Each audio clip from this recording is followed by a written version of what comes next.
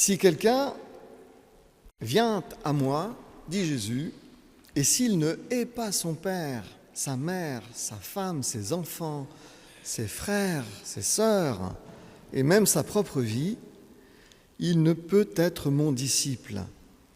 Et quiconque ne porte pas sa croix et ne me suit pas, ne peut être mon disciple. Ces paroles de Jésus choquent nos yeux et nos oreilles. Ne dirait-on pas les paroles d'un de ces gourous qui tend à séparer ses adeptes de leurs liens familiaux ou sociaux pour mieux les endoctriner?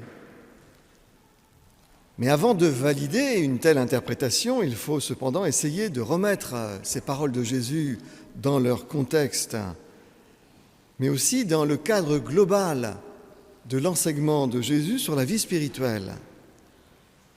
Est-ce que ces paroles sont cohérentes pour un penseur qui fait de l'amour du prochain et même de ses ennemis le point d'orgue de son enseignement?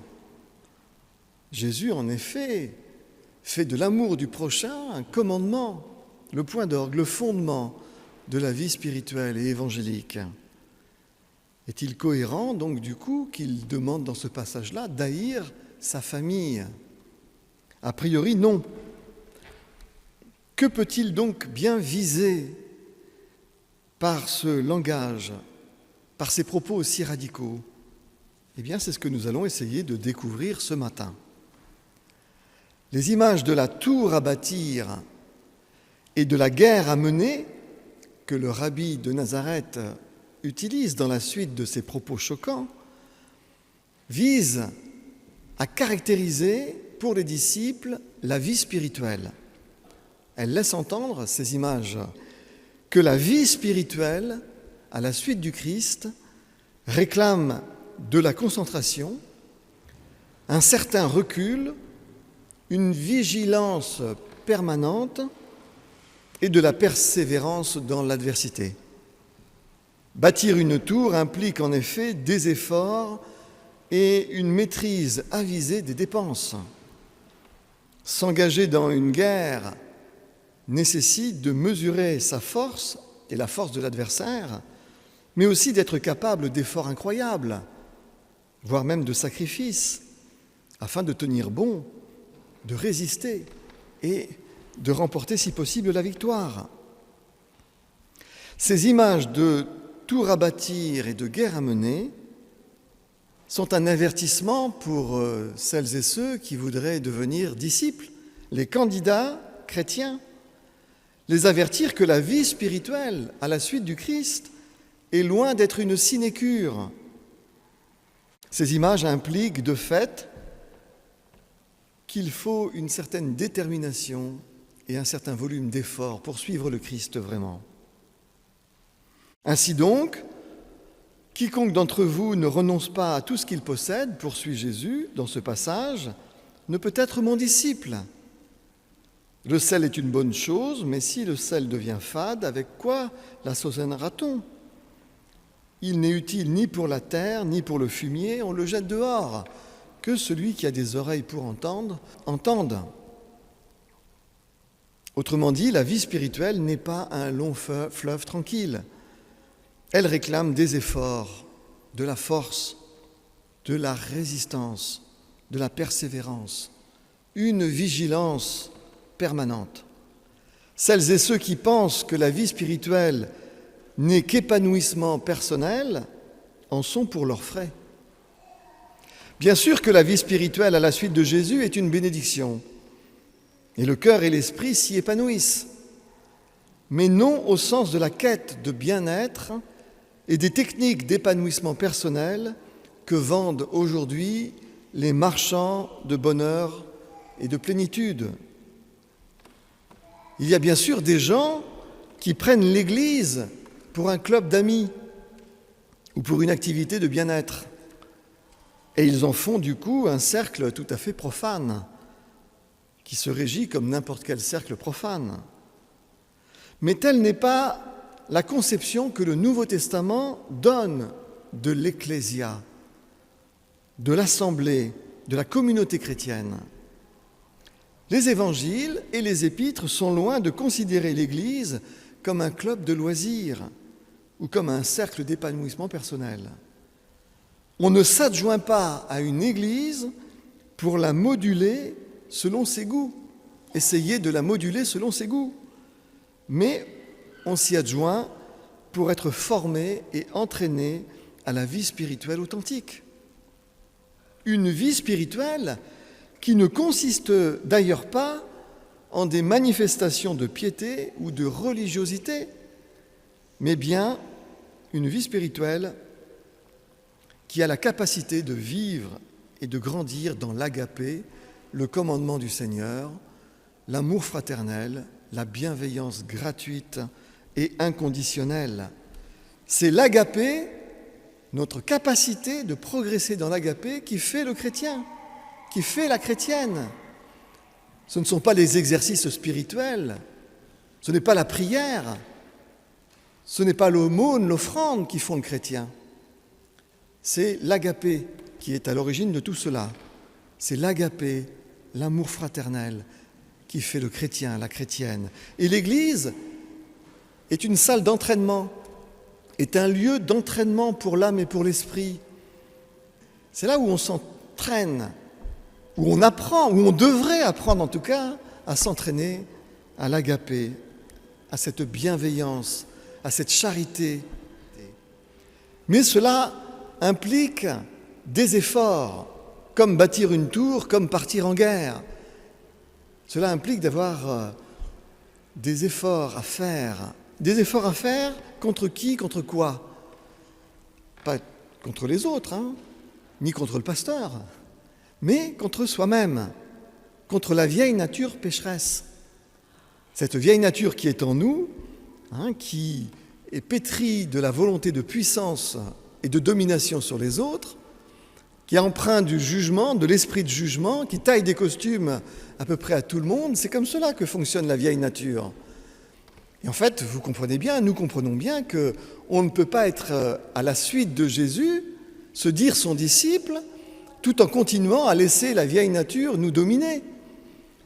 Suivre le Christ implique de lutter contre la vieille nature, de partir en guerre contre la vieille nature et de construire la tour du Seigneur qui est la communauté chrétienne avec lui.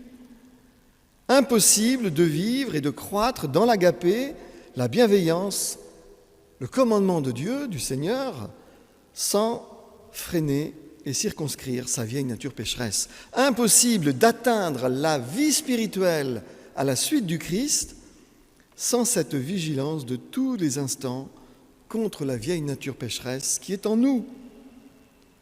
Ce n'est pas pour rien que Jésus utilise les images de la guerre, de la lutte et de la tour à bâtir pour caractériser cette vie spirituelle.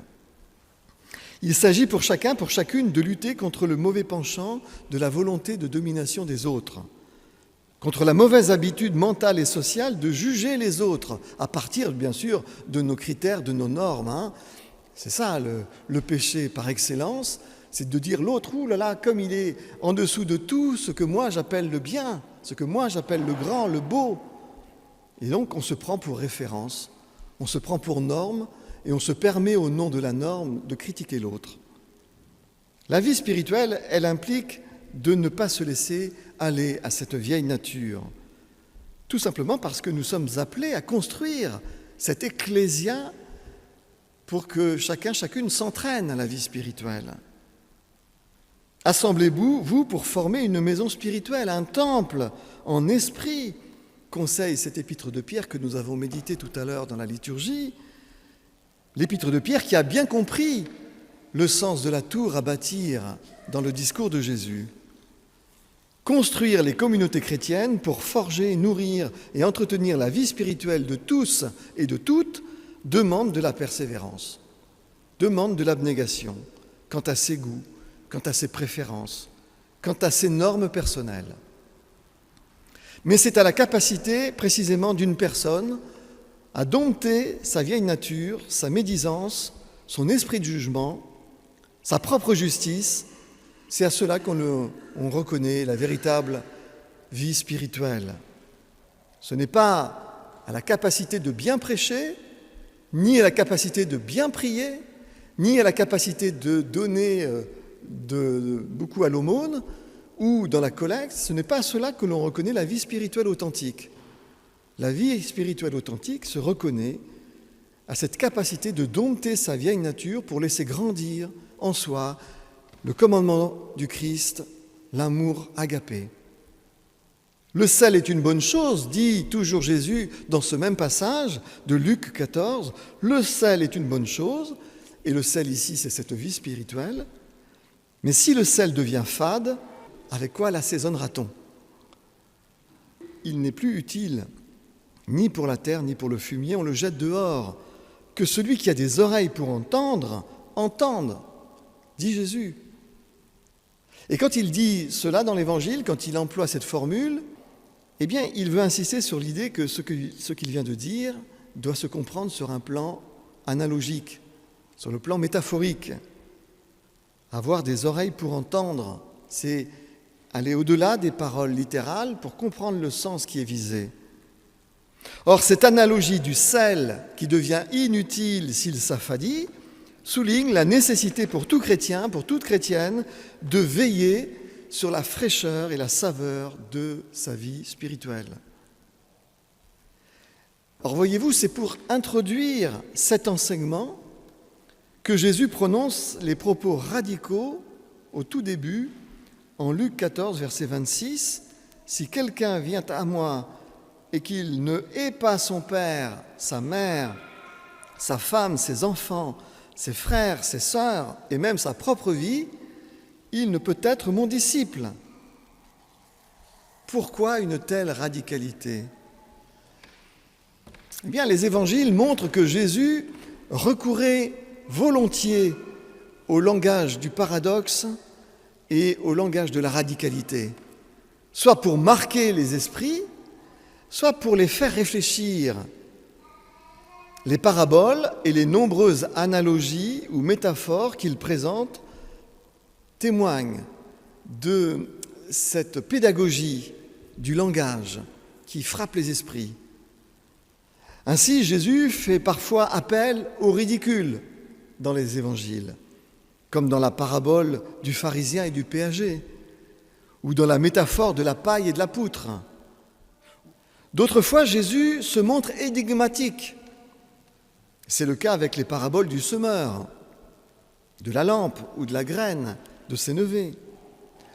D'autres fois, il se montre irrévérencieux ou choquant. Par exemple, avec ses similitudes concernant ce qui entre dans le corps et ce qui en sort. Ou bien lorsqu'il explique aux foules qu'il est la nouvelle manne et qu'il faut l'assimiler comme les Hébreux assimilaient la manne dans le désert. C'est scandalisant pour les gens qui écoutent, nous dit l'Évangile selon Jean. Les propos de Jésus en Luc 14 s'inscrivent également dans cette stratégie de communication qui vise à frapper les esprits, qui vise à faire réfléchir au-delà des mots.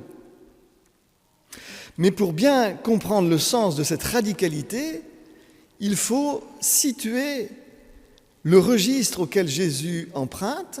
Il emprunte à un certain registre littéraire, et également ce qu'il vise en son contexte historique particulier.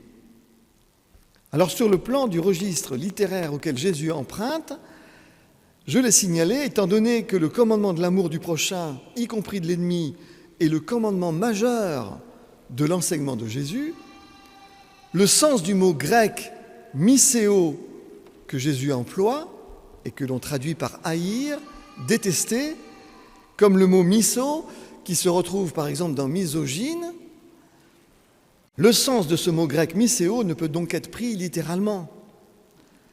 Il renvoie assurément à un usage sémitique bien connu du livre des Proverbes, de l'Ecclésiaste, de Job, du Cantique des Cantiques, c'est-à-dire des livres de la sagesse.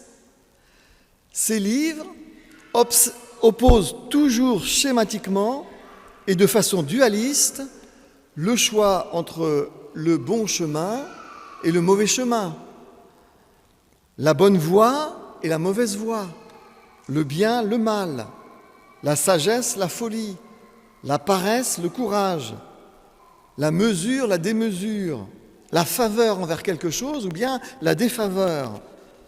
Pour les livres de sagesse de la Bible, Proverbes, Psaumes, Qoélette, Job, Ecclésiaste, les choses sont noires ou blanches, il n'y a pas de nuance.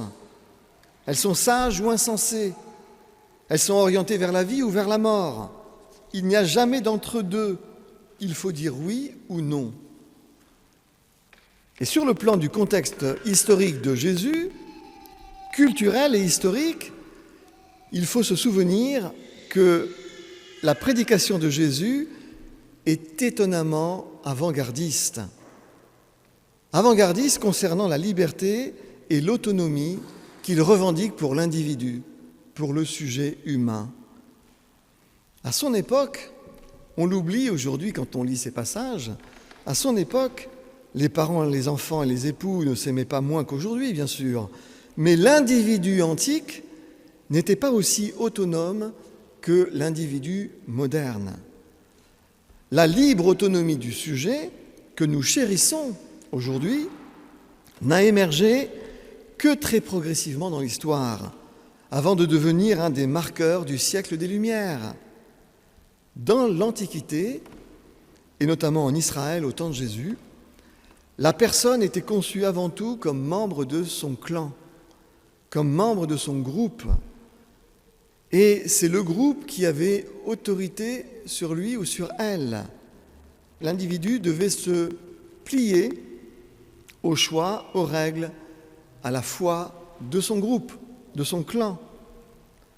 Dans ce contexte, l'enseignement de Jésus apparaît comme révolutionnaire et avant-gardiste.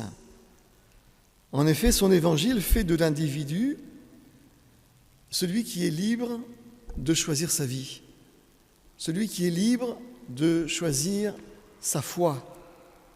L'individu, pour Jésus, est autonome. C'est incroyablement moderne et avant-gardiste. L'individu a le droit, selon lui, de déterminer sa vie, sa conscience, ses choix. Pour l'évangile de Jésus-Christ, l'humain est un libre sujet. Hommes et femmes, il possède une dignité infinie, incommensurable. Il doit, du coup, pouvoir choisir son existence. Il doit pouvoir choisir comment il veut conduire son existence, sa foi, sa vie spirituelle.